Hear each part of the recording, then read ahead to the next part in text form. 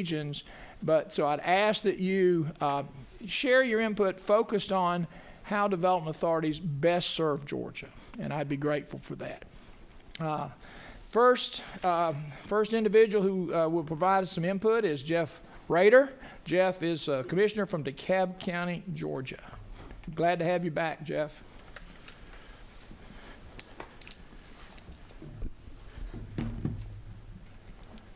Thank you very much, Mr. Chairman, and thanks to all of the members of the committee for being here today. Your work has been, I think, really exemplary and a model for committee work going forward, and I followed it closely. Thanks for this opportunity to appear. You know, as a commissioner with 16 years of experience, when I first came into office, I had no idea that, you know, one of my interests would become the operation of development authorities in my district. I'd had, in my past career, worked for the Metro Atlanta Chamber of Commerce and was familiar with their work and the utility of a development authority in that particular regard. But when I got on the ground in the county, I started to see some other aspects of it that I had to go to school on and better understand.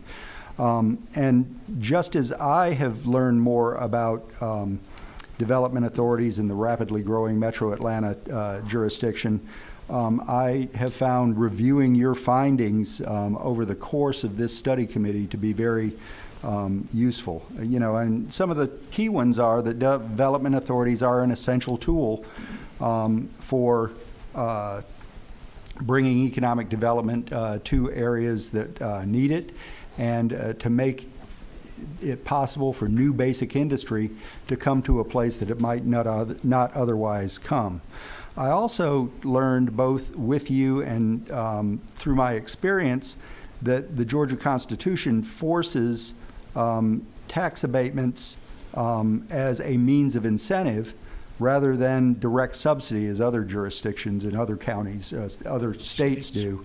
That because of our history and because of our Constitution, we can't do the more direct sort of incentive to bring the businesses that we know that we need to compete for here. And so we use a tool that is not specifically defined in code. Abatements are undefined and unconstrained in the Development Authority statute, and therefore, whereas they can certainly be used judiciously and with a great deal of care, they can also be abused because of that lack of a legislative structure built around them.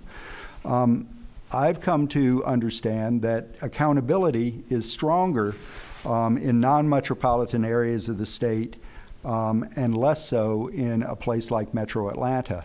In non-metropolitan areas, I found that you know, the leadership of the community is perhaps more networked and unified, that the stakes of a loss of tax base perhaps feel a little bit higher because the overall level of taxes are lower, and that there's much more interconnecting relationship in smaller jurisdictions in non-metropolitan areas than there are in the metro area, where you have a lot of multiplicity both of local governments as well as you know, the development spreads across lines, and it's much more confusing type of an environment. And so I think that that's an important thing to recognize, is that metro areas truly are different from other areas of the state and perhaps require a different approach to this particular issue. And so, you know, those are important things, I think, for y'all to think of as you consider policy to come out of this. The second point that I wanted to focus on is I watched the last hearing where our development authority provided testimony, and I wanted to give you a little bit of context on some of the things that they had, and you've received some, I think, documentation of this. You know, there was this idea, and I think that it's generally pervasive, that there is sort of one tax abatement schedule, that it's often a 10-year tax abatement, that it starts at 50% off, and then, you know, it returns that property to the tax base over the 10 years. Actually, our development authority has 11 schedules. The 11 schedules depend upon the term that the particular business wants to take the tax abatement over, and it gives a larger tax abatement to bigger projects. Now, that's important because some of the case law on this goes back to the state's mandate for uniform assessment, and a particular class of property, meaning the lease that the development authority awards to the private operator, is a single class of property, and yet it is treated in different ways. And that ultimately, I think, is a vulnerability and is inconsistent with the way that the Constitution anticipates uniformity of assessment. Really, when you look at a lease like that, it has its most value at the beginning, but the way that we do tax abatements, it actually has the biggest concession of, and therefore, the lowest value at the beginning, and it works its way up in that way. So I think that it's important that the General Assembly look at that issue of uniformity in the way that these things are taken, because in some cases, what is reasonable at one level becomes egregious or burdensome at another level. And so I think that that's really important. And we have 11. You were provided with a spreadsheet that shows those schedules, and notwithstanding the fact that it was represented otherwise, I think that that's an important thing.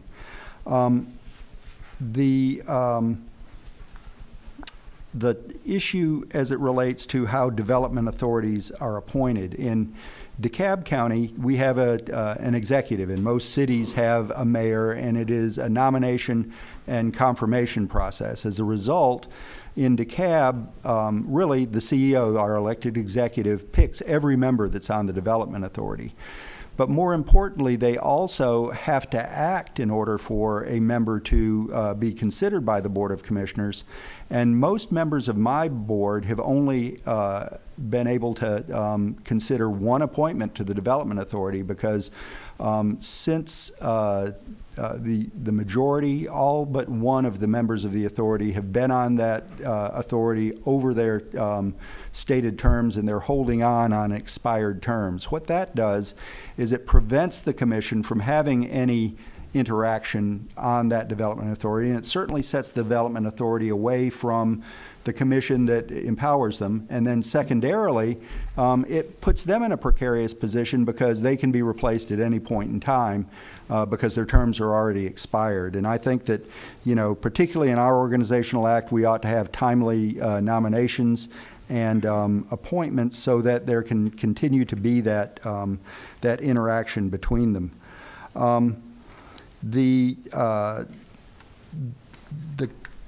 You received our development authority's guidelines, and if you take a look at them, they will say, 10% of the score is on this, and they're numerical scores. But if you really scratch the surface of that, you'll find that outside of the loci model, results, there's really no quantitative analysis that goes into those things.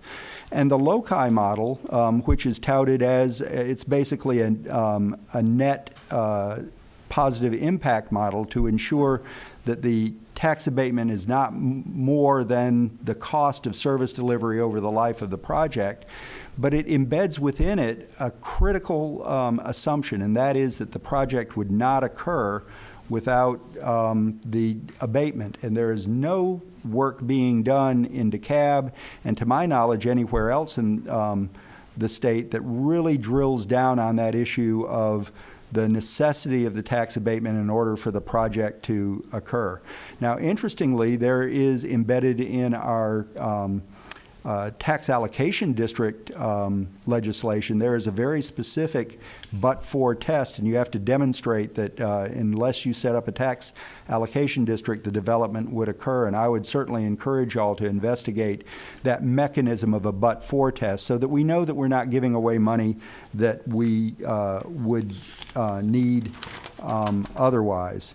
And that goes to the issue of the statement, for every dollar in taxes we abate, we expect 3 additional tax dollars in revenue over the life of the project. Again, If you can document that the project would not otherwise occur, then perhaps that's a valid finding. But if the project is going to occur anyway, as they often do on projects that are based upon local market rather than competitive site selection, then I think that there's a good question as to whether or not that would happen. I have several conclusions that I'd like to leave with you and for your consideration as you make your report and recommendations.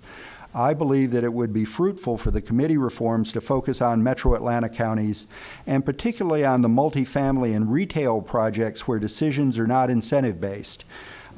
Instead, those decisions depend upon the market demand for those projects. If there's not a demand for apartments, it doesn't matter if you give them an incentive. If there's not a demand for retail, well, actually, you probably don't want to give them an incentive because all you're doing is you're over-serving the retail market, and that's going to be the detriment to everybody. And these projects have high public service demand. They can inflate land prices because as you get the tax abatement, you can put more into the land cost. And they can hurt their competing businesses. So finally, I want to bring it back to ultimately money that goes to unnecessary tax abatements hurts the school systems and the other governments who must shift their tax burden to other taxpayers in order to pay the cost of service delivery there. And we all know that there's no free lunch, and so we should bear that in mind as we consider the use of tax abatements. So sorry I went over, but I appreciate your indulgence. Thank you. Thank you for your input. Questions from the committee? Questions from the committee? Chairman? Thank you, Chairman Oliver. Thank you, Mr. Chairman. Thank you, Mr. Chairman. I'm interested in this appointment and possible removal process because I get different answers about whether or not you as the county commission or some other entity under some local statute has the right to remove a member of the Development Authority. If all but one of the DeKalb Development Authority are not serving under a legal term, who removes them? Well, the way that our system works, and in many positions, existing appointees serve until their successor is appointed and qualified. So those terms can go on indefinitely if no successor is appointed and qualified. And not only in this area, but in many areas in DeKalb County, we have these over board seats. Hypothetical situation, if there was a board member that the entire county commission wanted to remove, whether or not he or she is serving in a lawful term or not, can you do that? It's clearly not delineated in any statute that I've seen. There are other statutes, for instance, in the MARTA statute, which you're familiar with, it does clearly say that a governing authority can remove their appointees. And some would argue that these appointments should be for a definite term because it gives those board members the insulation from political influence that is necessary for them to be able to make a informed decision in their area. But I don't know currently of any, pronounced statute that says that you can remove a development authority member. Mr. Chairman, may I ask one more? Absolutely. How do you define by evidence? What evidence would be appropriate or compelling, in your view, to prove the but-for test? Well, I think that it has to do with being able to put their real estate pro forma on the table and to understand what the cost of the development is in terms of its actual construction costs, what they are proposing to pay for land, and whether or not that's a market rate or whether it's an excessive rate, and then to be able to measure the market. I mean, there is no real magic in development. It is a tough business, and it's a business of very small margins in many cases. And so by laying those numbers on the table, you can pretty quickly see what's causing a project to not be able to make it over. It may be that demand is soft and that it's too risky to finance. It could be that there's an impairment in the property, say that it needs excessive site work or that there is a a pollution problem there or something like that. So there are criteria that might justify this, but without seeing those numbers on paper, you have to rely upon a pronouncement from the developer, and that's a very easy one to make, because I can't do this if you don't help me. Would you agree that this is another example where there's a real differences between rural counties that aren't growing, thriving, and DeKalb County where we're overgrowing in some Well, areas? yes, I think so. And again, areas that have a more focused, economic development strategy that is not so multifaceted as it is in a complex metropolitan area have set up these goals. They are looking for particular businesses, and they're pursuing them. And they know that those businesses have competing other locations, and they're trying to, compete with those locations. It's a necessity, as long as everybody's got that opportunity, that we're going to have to play that game. But again, where the projects are dependent upon locally generated demand, where they're not new basic employment, I think that's where you really need to let the market determine for itself, because we are a country and a state, I think, that strongly believes in a free market economy, and that the government ought not to be picking winners and losers when it comes to businesses that have competitors within a local market. Thank you. Other questions from the committee? Let me follow back around on a couple of your comments. The abatement schedule. Yes. The number of them. You suggest there may be more than one. Yes. Indeed, 11. Is that right? Yes, that's right. Why do we have so many different types of abatement schedules? Well, I think that the idea behind it is that they were trying to get bigger projects, and so they would say, if you want a bigger fish, you need a bigger piece of bait. That's inconsistent, though, with this idea of uniform assessment, because, a piece of property that is worth more is not assessed in a different way. It just is assessed for more. And so,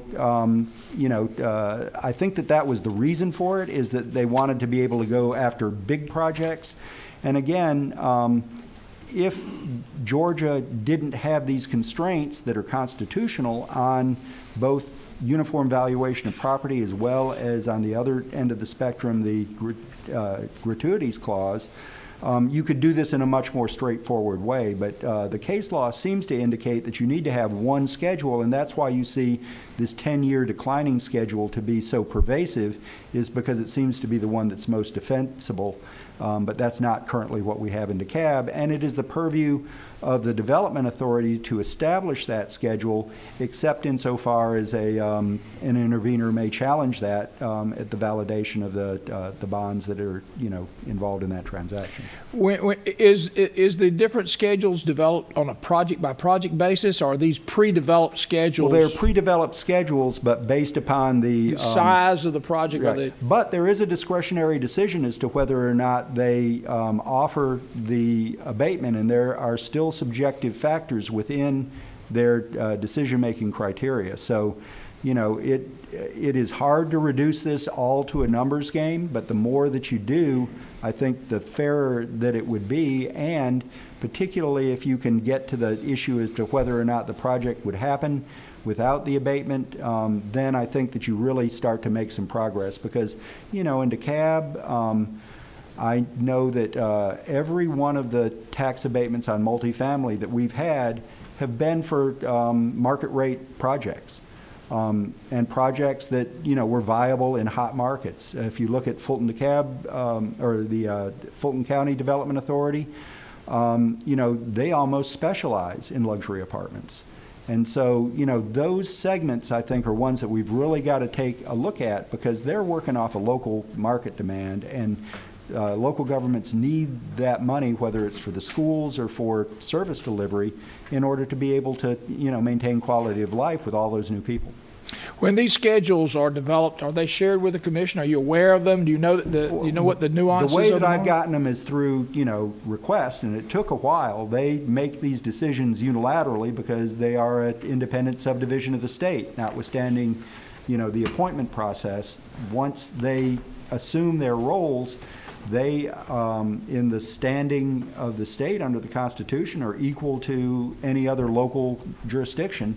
And so all of their decisions they make unilaterally and without a particular permission. It would be great if we had intergovernmental agreements between the taxing authorities and the development authority to agree as to how these important concessions of tax base would be made. But those are not required, but would be very helpful, I think, to get people around the table to negotiate what they'd all like to see. So there's no agreement, intergovernmental agreement between Decide DeKalb and the DeKalb County Board of Commissioners? We actually have one that that does not speak to tax abatements. What it speaks to is the DeKalb County funding the Development Authority to the tune of $3.5 million a year to serve as our economic development agency. And then it has other provisions. We've given them the authority to administer our tax allocation district. So we believe in the Development Authority as a valid mechanism for economic development. But when I tried to negotiate a provision in that IGA that would give us, some jurisdiction over the incentives policy, they really refused to do that, and I couldn't get, the thing to be made part of the IGA. So you needed the Development Authority's concurrence if you were to make that adjustment. That's right, because it's an IGA, it's IGA between those two units. That's right. One quick follow-up, and then I'll go back to the committee if they have questions. We believe, I think, that there are a number of development authorities in DeKalb County, and I think if DCA's information is accurate, and I think it probably is, there are roughly 20. Is that a fair statement? There's probably 20 that have some jurisdiction. Some of them are multi-jurisdictional development authorities. Some of them seem to be somewhat dormant, but they will pop up.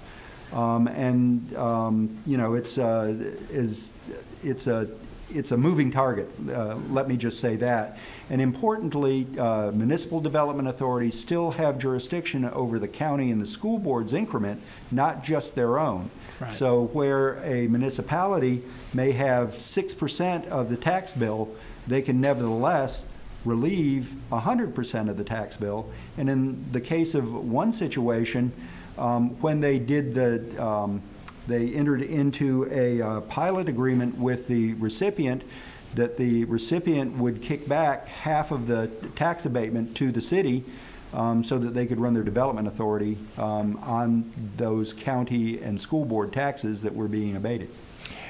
Does it occur that these 20 or so development authorities, do they ever compete or conflict with one another? Oh, they do. And, coordination is one thing that I had prioritized. I proposed and then pursued the appointment of a municipal recommendation on our development authority because we had had the DeKalb Development Authority make a tax abatement in a city that the city wasn't aware of.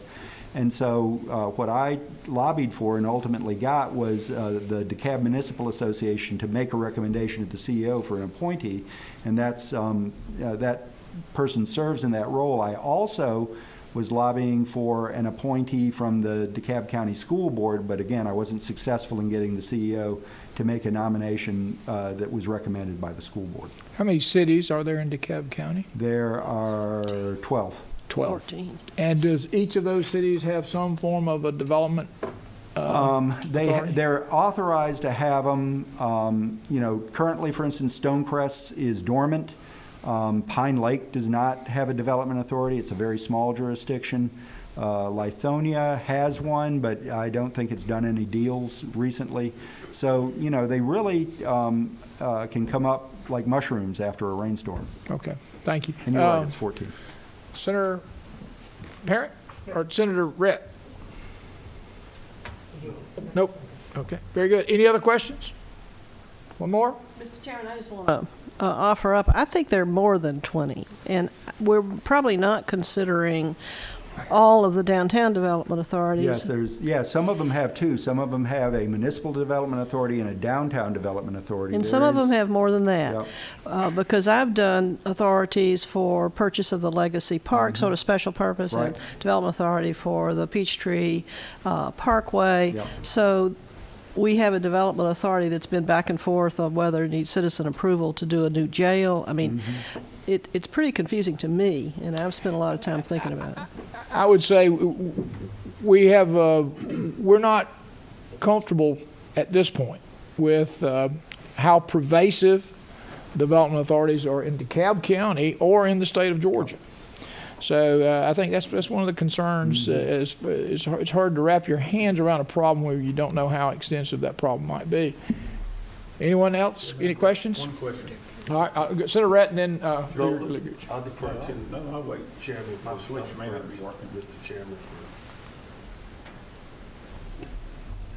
There we go. Senator Gooch. Commissioner, are you the chairman of the board? No, sir. Okay. I had been in the past. But Okay. I Have you not- ever served on any of these development authority boards? I've not served on the DA board.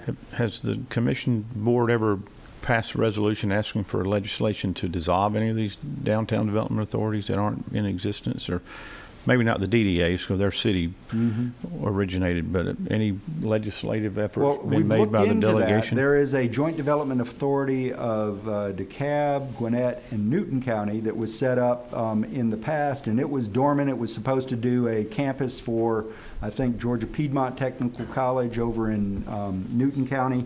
And then all of a sudden, but see, it holds those bonds over the term of those bonds, and that authority can't be extinguished until those bonds are defeased. And so it remains out there at least for that term.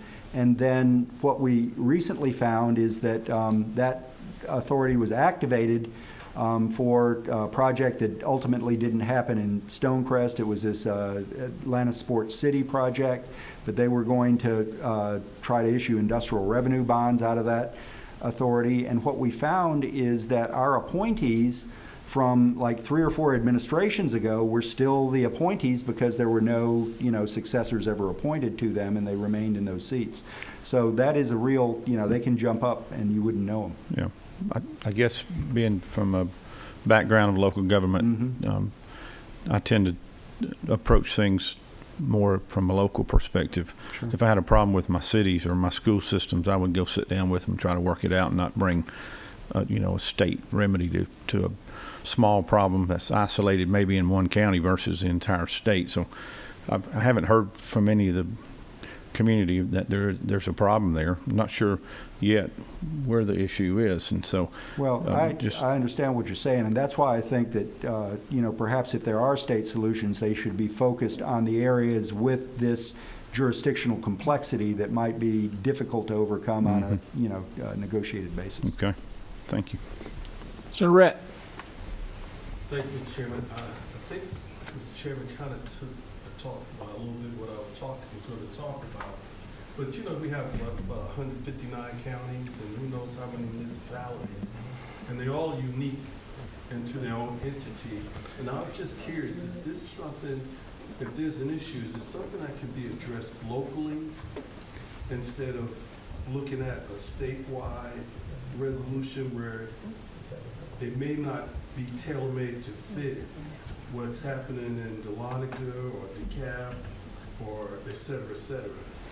I do not believe that because the Development Authorities Act is a statewide statute, that you can do local legislation to modify the development authorities. If there were a provision that would give us that opportunity, that would be an avenue for consideration, because then your local delegation could help to adapt the mechanism to its local situation.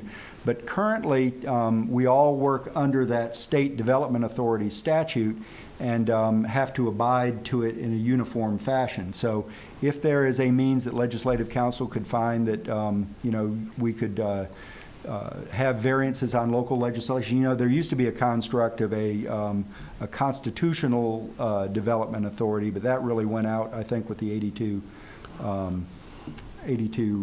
constitutional rewrite. And now we want uniformity, unless there are areas where we can work on, that local, and it's basically more of a home rule type of thing. Well, I know in Cobb County, we have a good working relationship with the school system where we bring them in as a part of the process. And I was just curious, is that the same thing they do in DeKalb? That or- has not occurred at this point. And in fact, Cobb was the location of the only recent amendment in restriction on development authorities, which is that you can't bond that stream of revenue for infrastructure. That was the Pilot Restriction Act, I think, was undertaken for a project in Cobb County. And that's been, to my knowledge, the only recent amendment to Development Authority legislation that tried to address an issue where, a jurisdiction was trying to use pilot payments from a tax abatement to fund a bond to make, capital improvements within a city. But they do have a good working relationship between the school and the Development Authority. Well, ours doesn't talk too much when the most recent abatement that the I'm talking about in Cobb County. in they Cobb, do. I think that they Cobb, do. they have That's a right. good working relationship with the school To system. my knowledge, they And do. the authority, and Yes, to my knowledge, they they've do. worked together locally to Yes. work that out. And again, that type of consultation would be very useful, but it's not mandatory. Any other questions from the committee? Thank you, Mr. Rader. Thank you very much. We appreciate your input. Yes, sir. We'll next hear input from Joellen. Help me, Miss Joellen. Autry? Arts. Last name, Art? Arts. Arts. Like arts and IRTZ. Very good. Miss Arts, thank you for coming. You're If you welcome. would, just identify yourself and where's home, and if you represent an entity, let us know that. My name is Joellen Arts, and I'm from Rutledge, Georgia, which is in Morgan County. And I think that my presentation will be very short because you said that we weren't here to talk about an individual JDA. And I think everybody here knows what's going on in Morgan County.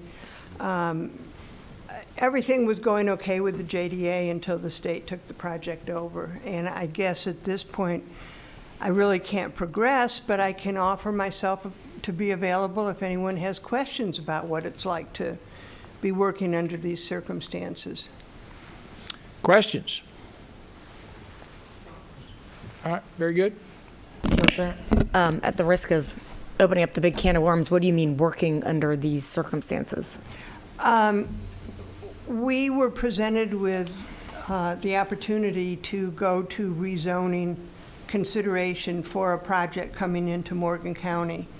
And as it was approaching time for the rezoning, the Planning Commission to meet, Pat Wilson from the state announced that he was taking the project over and that we would no longer be allowed to have a say in the zoning. What we have is heavy industrial being put into agriculture, which is not permitted in Morgan County. But since the project has been taken over by the state, we no longer are allowed to express our concerns about the zoning. The state takes precedence over. That's what I was the going lo- to the follow up local- on how that The local zoning. worked. So that's in the statute? Yeah, it's part of, I believe that's part of, I need legal counsel. It's Georgia law. Yeah, Yes, yeah, it's part of the- statute. Either that or constitutional law. So So with any of the development authorities, the state could come in and, I believe you're correct. Again, I confess I'm not an attorney, so. well, I haven't looked at it, so you know. But I do believe that the state can indeed assume responsibility for a project when it is in the best interest of the state. Sure. So basically then, in addition to the myriad development authorities or, Commissioner Rader's talking about 20 in DeKalb, we then have the statewide one that also Yes, is sort of a canopy over all of them. exactly. Now, may I follow up and just ask, your joint development authority that is a part of your community, what communities are part of the JDA? It's the Development Authority of Jasper County, Morgan County, Newton County, and Walton County. Morgan- Jasper, Morgan, Newton, and, Walton. And Jasper has no property involved in it, but they are contributing, or did contribute financially to the original bonds. But Morgan, Newton, and Walton all have projects on their property. We have Facebook, we have Takeda, and they're planning to have Rivian. and forgive me for my ignorance, all these are contiguous counties, is that correct? The three of them that have projects on their property are contiguous. Jasper seems to be a bit dispersed. Jasper dropped down, it's like it slipped out. But they were interested in what the economic development could bring them. Right. And okay, so we have 4 counties, 3 of which are contiguous, is that correct? And in these counties, there are already development projects in place, is that correct? We have Takeda and Facebook. At a similar location to the proposed project? The only thing separating them is I-20. One side of the road versus the other? Okay. Yeah, Takeda and Facebook are below I-20, and the proposed project is above I-20. Operationally, do you have any insights? We would look at the Joint Development Authority, not at the state, Georgia Department of Economic Development. Do you have insights into the Joint Development Authority that you could suggest to the committee we need to be aware of or address? Are you want to Well- offer any input on that? Our JDA just operates in a very confusing manner. That's all I can say. We have IGAs, intergovernmental agreements. They might do 5 a year, and there's no clear explanation of why they've done this one and then this one and this one. It's just confusing to the layperson. It probably makes perfect sense to them. It confuses our own county government. And in your case, it's the government, the county commission in Morgan, is that correct? Morgan County. Okay. Questions from the committee? We appreciate you taking the time. Okay. Thank you. Thank you Thank you, for Ms. the Arnold. opportunity. And we appreciate and recognize the challenges in your community. It's quite a challenge, but so far, it's 2-0. I suspect that my friends would suggest the game is not over, but we'll take that. We'll take that as a point of information. Okay. Finally, who do we have? We have Joanne. I got to put my glasses on. Joanne. No. That was Joellen. No, this is Bene. I'm sorry, Mr. Bene. And it's Julian. I put my glasses on and I can read. I'm sorry. Julian Bene. I have the same problem. That's right. Okay. So thank you for coming. If you would, just for the record, clarify your name and then any entity that you may represent. My name is Julian Bene. I live here in Atlanta. I was on the board of Invest Atlanta from 2010 to 2018, but I'm not representing them now. Very good. I want to thank you, as the previous speakers did, for holding having this study committee and holding these hearings, and for allowing us to give you some input. When I was on the board of Invest Atlanta, I voted to approve tax breaks when they involved bringing in employment that looked like it was going to be beneficial to the people of Atlanta. But I opposed other breaks that looked as if they were unnecessary because the projects were going to happen anyway.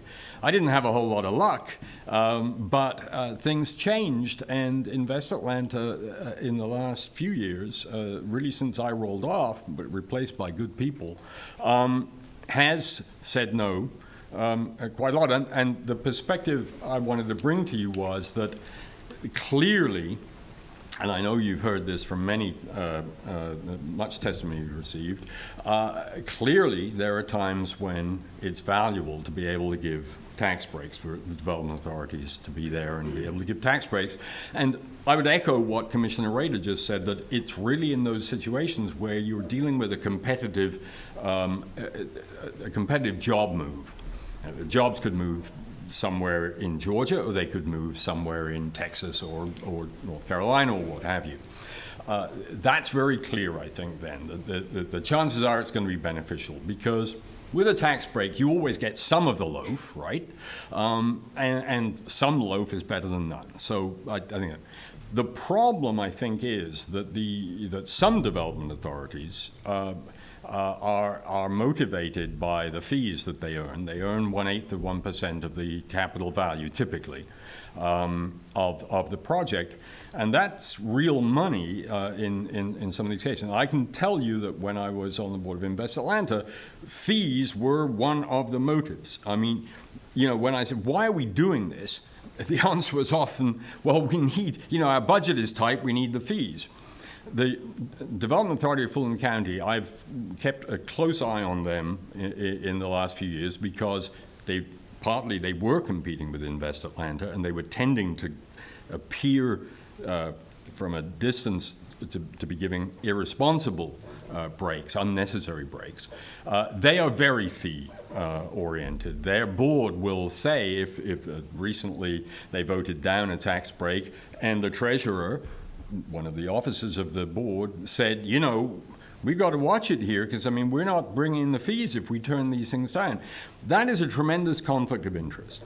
And so we have we have a trust problem, a public trust problem with development authorities. And I think that is at root, that it is that conflict of interest, whether it's driven by fees or whether it's driven by the influence of powerful interested parties, that if the boards of these authorities are not making the decision really in the public interest, you've got a problem. And so I've got a number of ideas that I think would apply across the board. You can say, oh yeah, well this guy's from Atlanta, the rest of Georgia doesn't.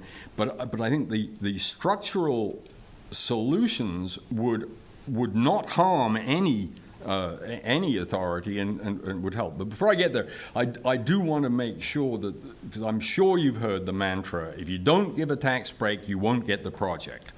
Well, we now have, because we've had a stiffening of the backbone with Invest Atlanta's board and with Development Authority DFC's board, I've got at least 3 examples of projects which came for a tax break, didn't get it, and still got developed.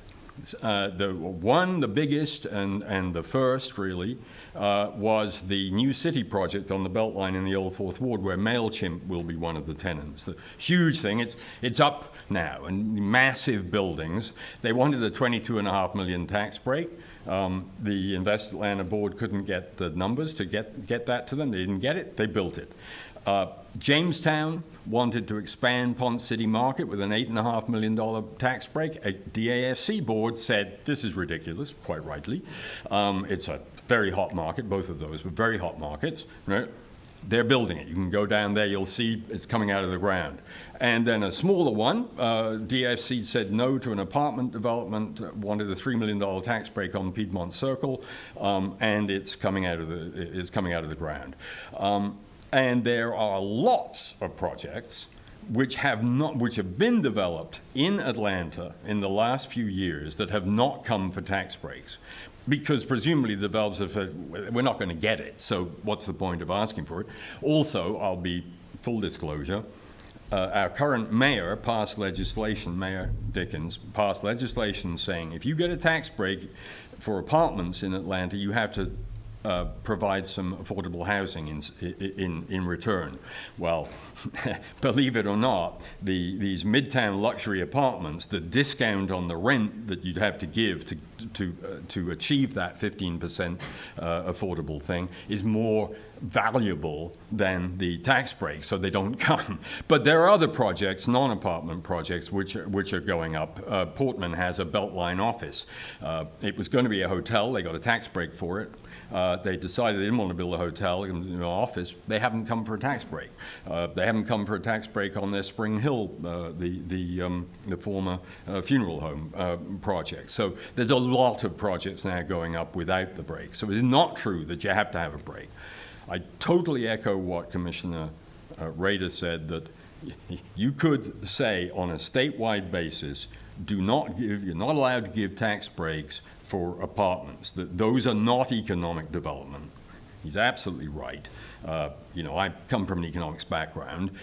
You look at it, what's driving the building of apartments? It's that there are going to be folks that want to live there, and the tax break doesn't help.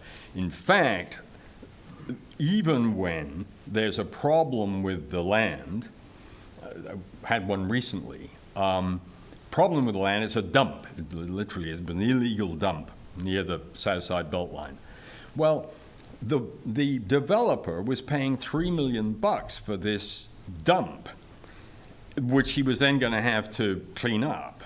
at some cost. So he was going to get the brownfield exemption anyway, right? So you've already got a state provision for that. So he's going to get his brownfield costs off his taxes. But he wanted another $3 million from the Development Authority of Fulton County. He got it, actually. But why are you paying $3 million? You wouldn't be paying $3 million for this worthless land that needs to be remediated if it weren't for the fact that there's a development authority sitting there going to give you the tax break. So there are some real problems with doling these things out, and the place where there isn't a problem is where you're bringing in employment. If I may, the reforms that I'd suggest, very big one is, most direct and effective way, is to require the agreement of the taxing jurisdictions whose taxes are being given up, the school board, the city, the county, before an authority can grant a tax break. That would be huge. And there'd be a lot of screaming about it, but that would get the conflict of interest out of there. Because if it is a case of, hey, better half a loaf than none, then you would hope the school board and the city would see it that way too. But where it's very iffy, where the but-for test isn't met, they're going to say no. And then you're not spending other people's money. It's not an authority spending other people's money anymore. We had a situation, as you probably know, where both APS and the City of Atlanta asked Fulton to stop giving breaks in the city because they were egregious. I mean, they gave out $138 million of tax breaks in 2019 for these midtown office, fabulous trophy towers. I mean, Google and Invesco are moving in, really impoverished tenants, those, that needed the tax break, right? So $138 million, they just like that in 2019. It's understandable that both the city and APS asked them to desist. Of course, they didn't agree to desist. So to the gentleman, Senator Rhett, I would say you can't expect the locals to sort it all out. There needs to be a provision that says get the agreement of the taxing authorities are going to be losing the money before you do it. But I think you could also reduce the perverse incentives from deal fees. At a minimum, cap board per diems. There aren't many with per diems, but cap them low. Cap the board grant funds and cap the executive pay. I mean, the idea that the executives running these things, often a part-time job, are making more than the mayor or the county manager is absurd. All you're doing is giving away money. It's not a hard job. I'll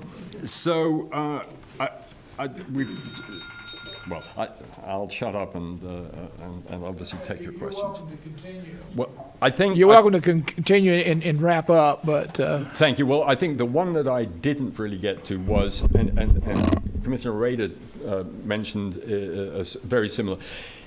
Cap the percentage and duration of the allowable tax breaks, that schedule. I had not realized that DeKalb had 11 different ones, but typically in Atlanta and Fulton, we only hear about the 50% for ramping down over 10 years.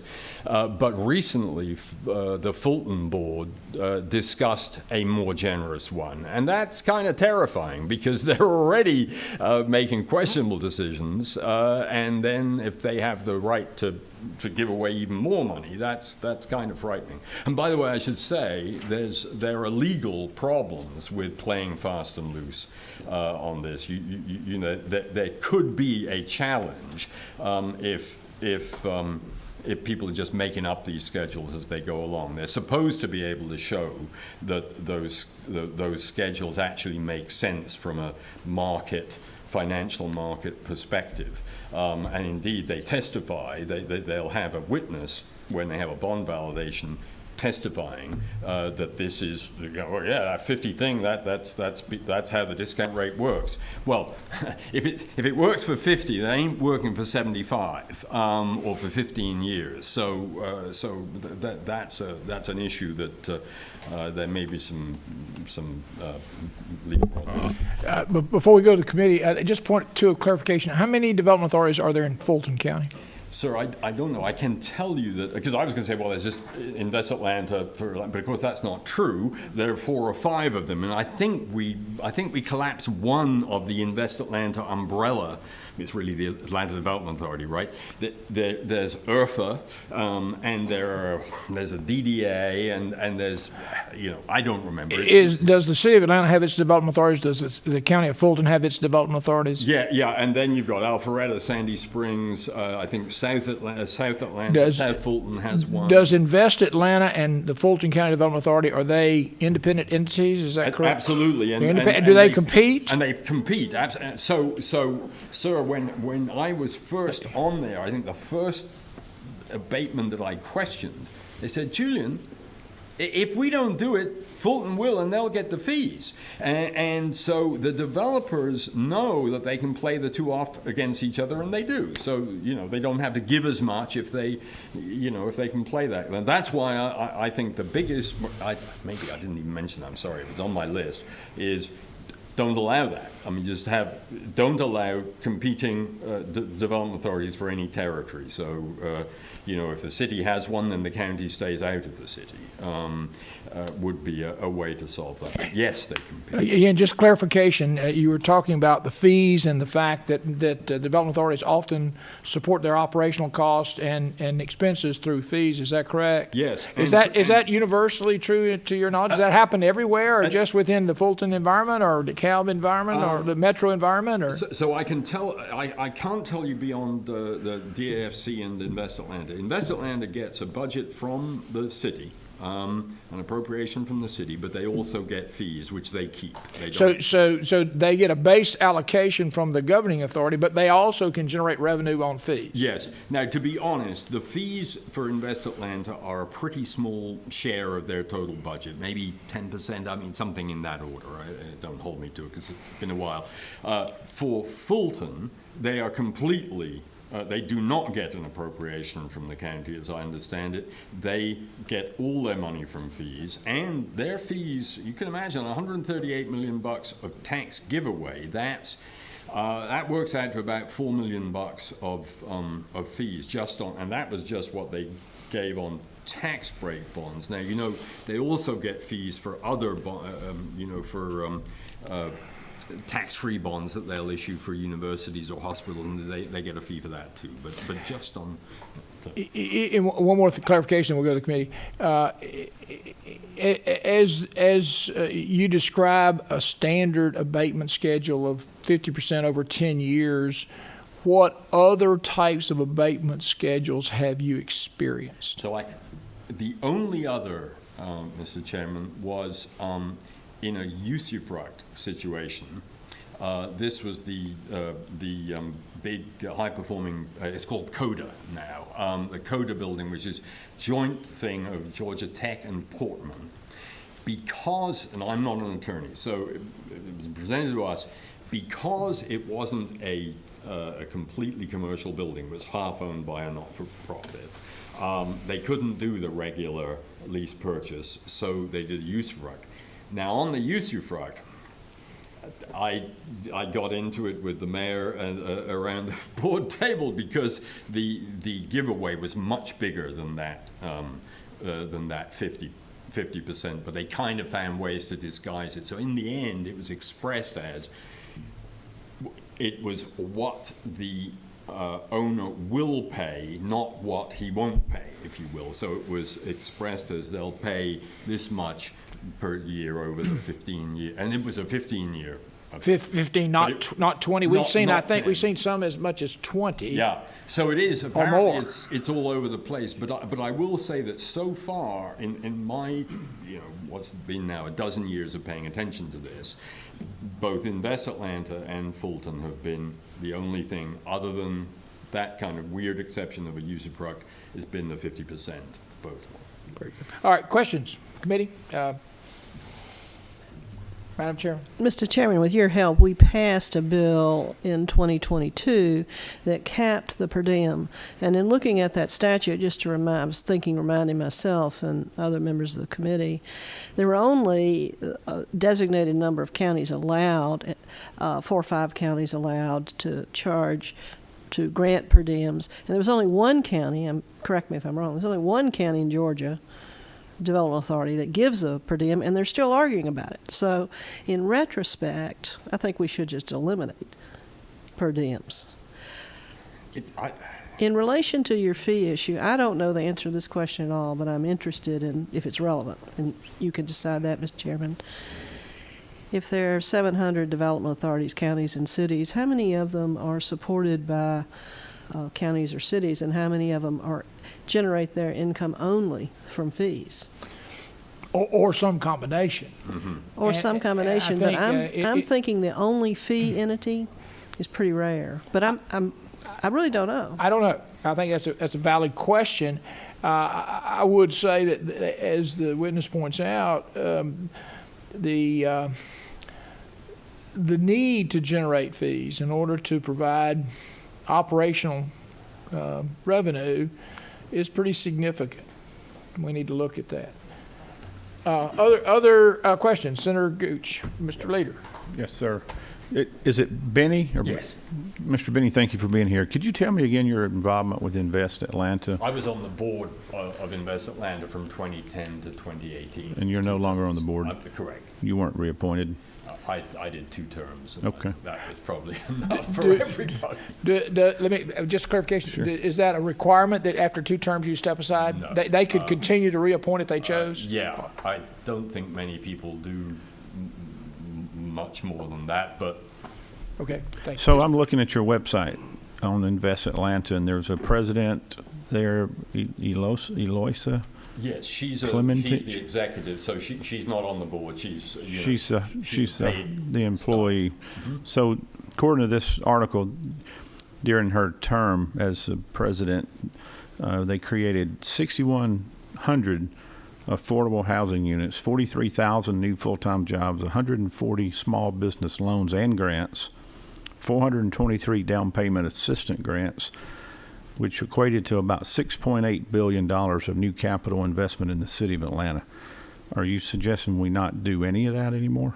No, absolutely not. No, I think I started out by saying, so I was addressing tax breaks here. But I'm assuming those are all tax breaks related for the most part. No, I don't think they are. Well, there's some are just grants. That's just a handout, just basically handout, correct? You've got the TADS, you've got HUD money that comes through that does the affordable housing. So no, in fact, sir, there have been hardly any tax breaks in the last 3 to 4 years, and yet a lot of this activity, is continuing. So Invest Atlanta has a lot of tools in its toolbox. It's not just a tax break authority, and no, I'm not at all suggesting dispensing with it. What I'm suggesting is that when it comes to tax breaks, that's all I was addressing here, trying to ensure that you have the agreement of the city, the schools, and the county that are giving up the money. By the way, Invest Atlanta, unlike the Development Authority of Fulton County, Invest Atlanta has representation by law, right? Of the school board has a representative, the county has a representative, and the city council has a representative, in addition to the mayor being the chairman. So it's much more integrated with the other, with the taxing authorities than is the Development Authority of Fulton County, which doesn't have any of those requirements. Well, didn't have, and then our good friend Commissioner Lee Morris was able to get school board representation on DAFC now, which is one from Fulton County's schools, right, for Fulton Independent School District, and one from APS. So that has helped, in my view, a lot, and explains why they haven't been giving out quite as much tax. One more question. You mentioned the Beltline project earlier. Wouldn't you say the Beltline project has been one of the most successful economic development engines that's come to the city of Atlanta in decades? Yeah, it's a TAD, right? It's not Right. it's not a tax break. Yes, it's been it's transformed the area where it's gone in.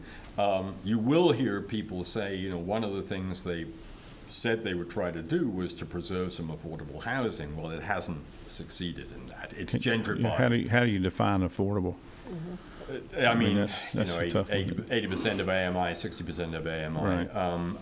It clearly was a gentrifying engine, whether intentionally or not, and because of the timing, it wasn't possible for the city to buy land ahead of the, so land went shooting up in value and makes it difficult to replace the lost affordable housing. But no question, and sir, again, I will repeat, I wasn't here to say get rid of the authorities. I was saying, but put some additional structure around how they make decisions about tax breaks, which isn't necessary, I'm sure, for many counties. It wouldn't be an issue. I mean, the schools and the county and the city would agree, and that's fine. That's as it should be. But it's where you're doling out.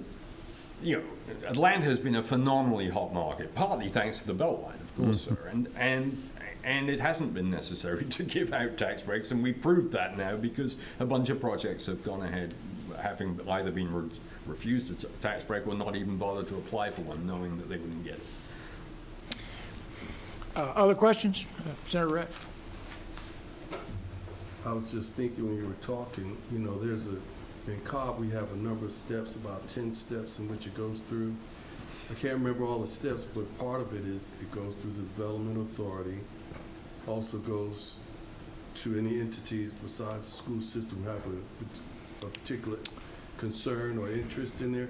Then also they have a Superior Court judge has to take a look at that also. So there's some checks and balances there before it gets to the final step.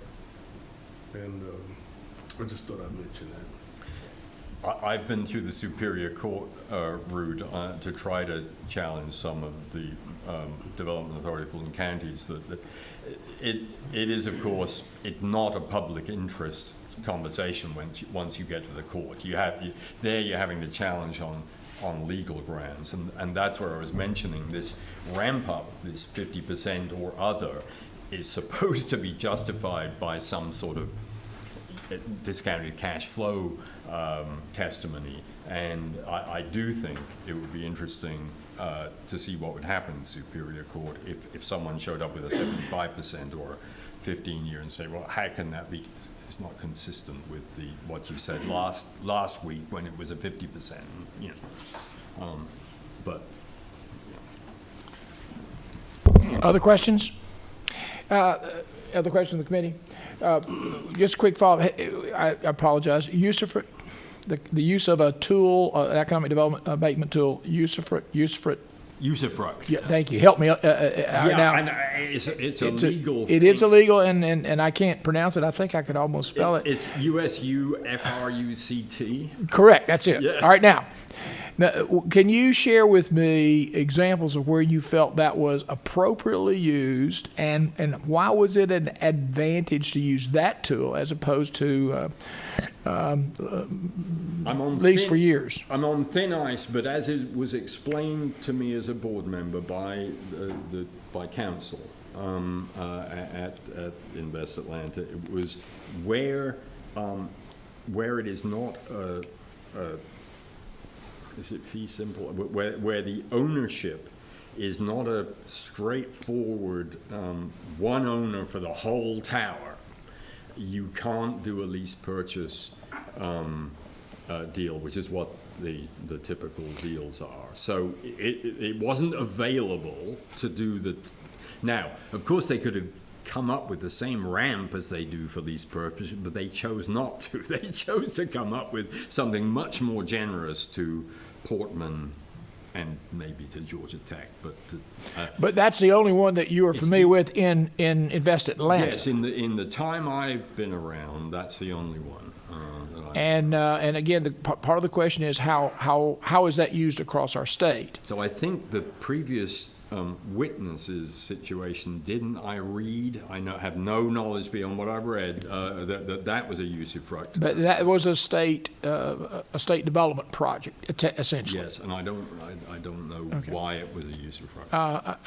Again, I think it's helpful for us to recognize, I think we have, that there's a significant difference between the metropolitan communities Atlanta, DeKalb, Cobb, all of our metro areas, and our smaller rural communities. I think we heard last time from Ben Hill County, Fitzgerald, Georgia. That's a place where they would be delighted to have the problems that Invest Atlanta has, okay? And they probably don't want them at that magnitude, but one would be nice. And so they have to find a different way to attract industry and jobs.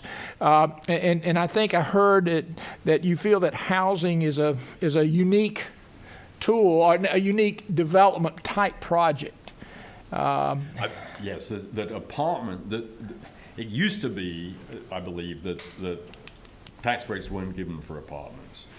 Certainly Fulton had principles, DAFC had principles that said you're only doing it for job wins, not Job for- creation, job not creation, necessarily, not for apartments. And so that looked like an unnecessary, as I say. What about capital, the fact that they were adding to their tax base over the longer term?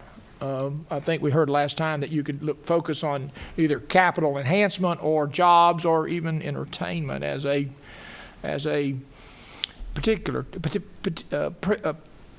possible target for your development approaches. I would echo what Commissioner Rader said. I completely agree with him that the tax break is not going to cause the construction of an apartment building. What's going to cause the construction of an apartment building is the belief by the developer that there's enough people living here or coming, partly because we're attracting jobs, right? We're attracting the NCRs, the Anthems, the Kaiser Permanente, all of those that we brought into Atlanta, for example. That's what I know best. These people are coming in. They need somewhere to live. We'll build the apartment. You don't need to give us an additional tax break for that. That's the economic argument that, yeah. Thank you. Chairman Albee, have one more question?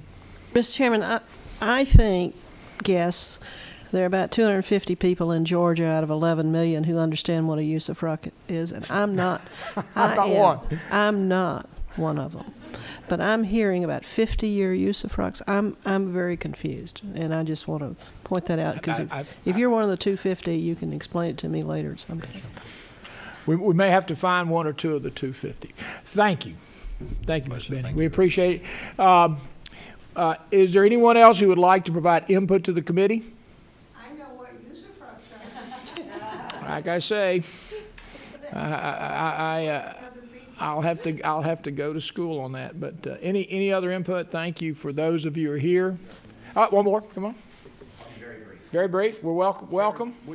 I feel like we had a pretty good class discussion on that topic by Ed Wall and yep. Dan McCray. So Wh- it wh- is a complicated legal matter. It is. It is. Please. Mr. Chairman, Dan Baskerville with Denton's, and I'm here today representing DeKalb County Schools, not to bury you all in more DeKalb County, but I'll be very brief on a couple comments on, just focus kind of on one issue that you've heard about before, and that is about standing at bond validation hearings. And I know you heard support and testimony from ACCG and GSBA for giving local governments that standing statutorily, at least for mixed-use housing projects that you've heard about today. And I wanted to echo that support, first of all, because providing that standing will give an incentive to development authorities to work more collaboratively with those local governments whose taxes will be part of the incentive package offered. As you've heard at your hearing last week, there are many development authorities who already work collaboratively, especially that great example you heard from Hall County. But for instances where that is not always the case, this would help with that process. In addition to just lending support to that, to what ACCG and GSBA talked about in their testimony, I wanted to speak to a couple of points made on this issue at your hearing last week, which is mostly the reason I wanted to come and give a couple comments. It was inferred that a school board member or county commissioner already has standing to object as a citizen at a bond validation hearing, but that is not entirely accurate, because to have standing, a person needs to be a resident of the jurisdiction requesting the validation. So, for example, if a project was approved by a city development authority and a school board member or county commissioner did not reside in that city, they would have no standing, even though the City Development Authority might be abating county or school board taxes. So just wanted to clarify that. And another comment from your hearing last week, it was inferred that indirectly the Development Authority does receive oversight from the County Commission because that is who appoints their members. But as mentioned in my previous example, a City Development Authority can abate county taxes, and a County Commission does not appoint those members. So while we agree that the role of development authorities play a vital role in state economic development and should be supported, we do not believe that providing standing, especially for mixed-use housing projects, would negatively impact the effectiveness of development authorities, but it would promote more collaboration and transparency in jurisdictions where that is an issue. And thank you, Mr. Chairman. Thank you for members for having this committee and having this discussion over the past couple months. We appreciate your input. A quick question. When we get to bond validation, we're at the end of the process. Right. Is that the right place to have that difference of opinion, perhaps, between a school board and a development authority? I mean, it would certainly be better if it happened at the beginning. You heard the process like they have in Hall County for dealing with those things. That's ideal, but from testimony I've heard, some people are very, there's a lot of entities that are concerned with requiring that in the statute. So this is kind of one alternative, I guess, to think about, is maybe this causes collaboration to happen at the beginning, because if you know that those entities will have standing when it comes to a bond validation hearing, then you have incentive to work it out ahead of time. Certainly there are other ways that you have heard that might require that to happen. But if best practices were followed across our state and across these various authorities, and those practices included engagement, would that be a positive step? Yes, I think it would be. Questions? Yes, sir. So, Mr. Leader. thank you. How many school boards do you represent? Just DeKalb? Just a cap. Does DeKalb want cities and counties to have a standing in their bond validation hearings when they're going to build a new school? I would have to ask them that. Yeah, I would wonder about that. Yeah, I But mean, also, if they were going to buy additional land, that land would come off the tax rolls and not be taxable any longer in those jurisdictions. Should a city or county have some objection and say over that decision by the local school board? You know what I'm saying? Where I'm going Right. with this is you start to tie the hands of these entities. Your school boards are independently run by your school boards. They're elected by the people. Their job is to educate our children. County commissioners are elected to run counties, public safety, courts, the list goes on and on. One of the major roles of a county commissioner is to maintain a healthy tax base, recruit industry, get jobs there for the people that are living in those communities. So it's very difficult to do that if you're competing with a project, whether they're small, big, or in the middle. If that information gets out into the community, you run the risk of losing those prospects quickly. And if a school board or a city or any other entity is not getting along with the other agencies in that community, then that can create a problem as well. And they could sabotage those negotiations fairly quickly. So you would run the risk of losing some potentially good economic development deals there. So, right. I think it's I just would worry about right. that. Just a matter of if they're the taxes that usually would go to the school board are abated, having. And I haven't seen many examples where somebody buys an existing building and gets abatements on that existing building that's already been taxed. Most of the experience I've had has been raw land or an additional expansion of property that's not there currently. So if you go to a $50 million expansion of a manufacturing facility, that's in addition to what's already in the project, correct?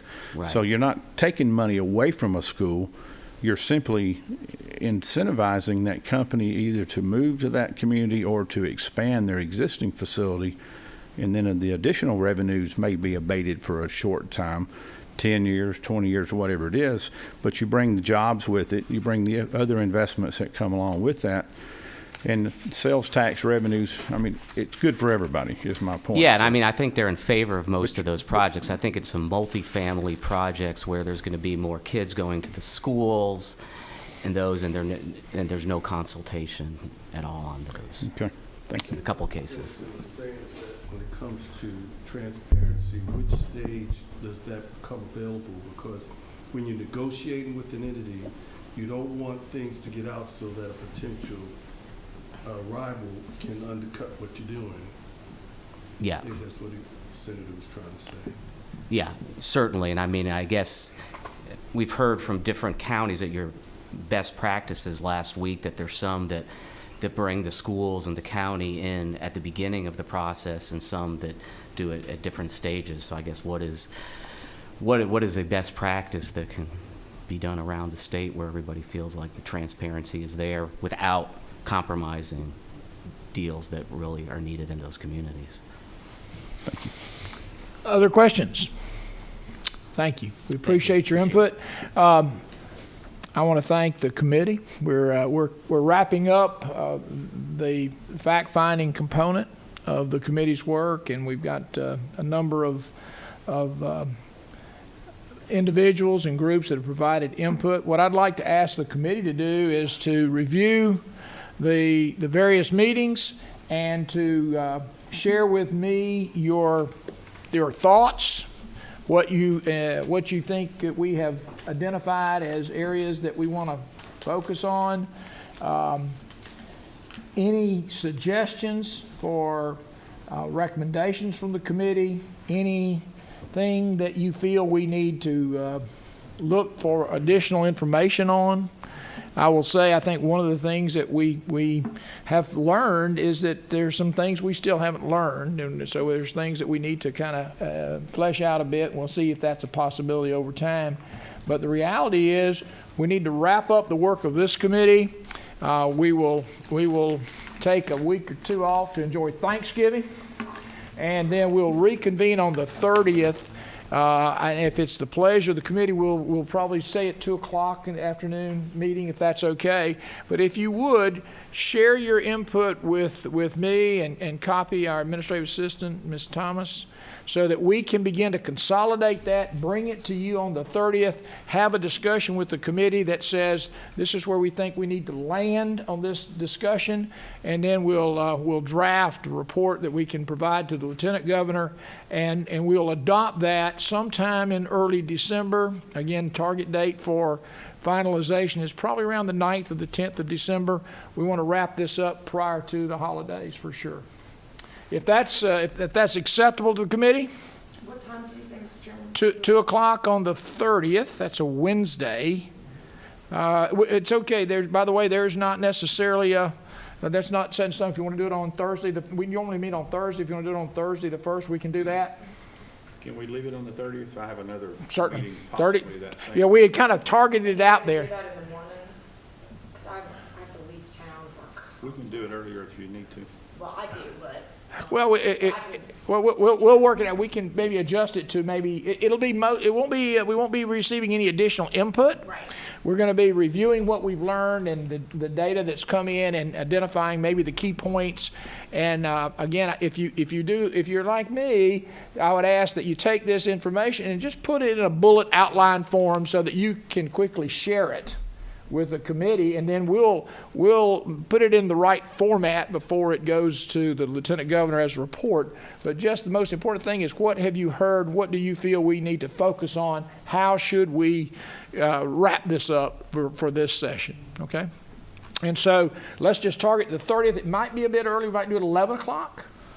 And again, I'll be candid. I wouldn't think that meeting would take, I don't think it'll take 2 hours, because we'll be dealing with information we've already gathered, and with the discussion will be mostly internal, with the support of legal counsel and Senate Research and those types of things. I would say the best thing I can say is that all of our meetings have been recorded and they're available to us to review and refresh our memories. I've taken notes, I'm sure you have as well, but I'm going to take the time to go back through all of the input that we've received to make sure that I'm reasonably clear. And like Senator Gooch pointed out, I guess the very first meeting, we had a bit of a tutorial on Development Authority financing and on the legal issues of it. And I think we certainly want to take a look at that again to make sure we understand. And I do think that there's a substantial difference between our metro environment and our non-metro environment, and we have to take that in consideration and see how we can improve the decision process in the best interest of our state and of our communities. Senator? I think I could save us all a lot of time if we would all agree to recommend we just get rid of the gratuities clause in the Constitution. Wouldn't that solve all these problems? That might be a real straightforward resolution. What do you think? I think it's a bad idea. We do a lot of work to get around it, don't we? We do indeed. But I would, of course, the senator knows of what he speaks. In order to get that through would be a bit of a high hurdle. How's that? It'd be your first bill in 2023. Yeah, it could be my first bill. It would require 2/3, and then it would go to the people, and then sometime in 2093, we would have that resolved. Perhaps we can find a reasonable path forward. And I will say, and I want to make sure that I know the committee knows this. I just want to make the public statement. Our development authorities do a tremendous job for our state.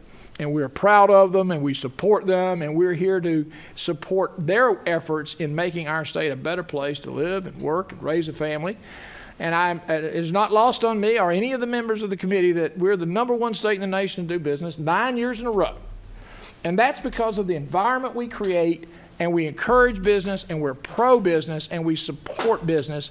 We want to make sure that we do it consistently and appropriately and in the best interest of the community. Thank you for your time. I look forward to seeing you sometime on the 30th of December. I wish you all a happy Thanksgiving. Thank you. Meeting's adjourned.